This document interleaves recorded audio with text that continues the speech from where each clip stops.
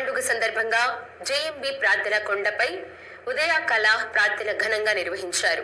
అధ్యక్షులు డి ఆషిర్పాల్, పర్యవేక్షణలు సంఘ కాపరి past president D John Augustine Easter వర్తమాన సిలువలో యేసుక్రీస్తు పడిన వేదన, 3వ దినమున పునరుత్థానుడై లేచిన విధానాన్ని ప్రజలకు బోధించాడు.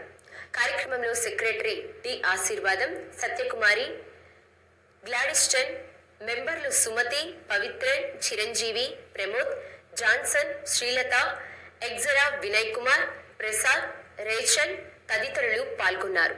వేల సంఖ్యలో ప్రజలు పాల్గొని ప్రార్థనలు చేశారు.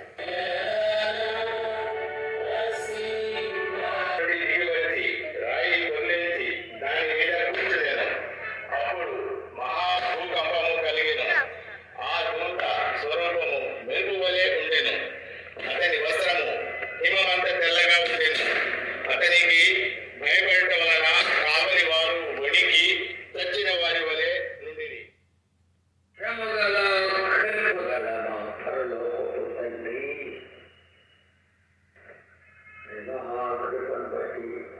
ప్రభు సజీవుడు బతుకున్నాడు, ఆయన బతుకున్నాడు. మళ్ళీ రెండో రాకుండా వస్తాడు.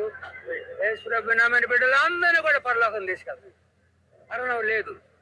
మరణము జయించి లేచినటువంటి యేసుప్రభు ఆయన యందు విశ్వాసముంచిన కూడా మరణం మీద ఆయన శక్తిస్తాడు. మరణము జయించి పునరుద్ధానము జీవము నేనే, నా యందు విశ్వాసం ఉంచేవారు చనిపోయిన బతుకుతారు.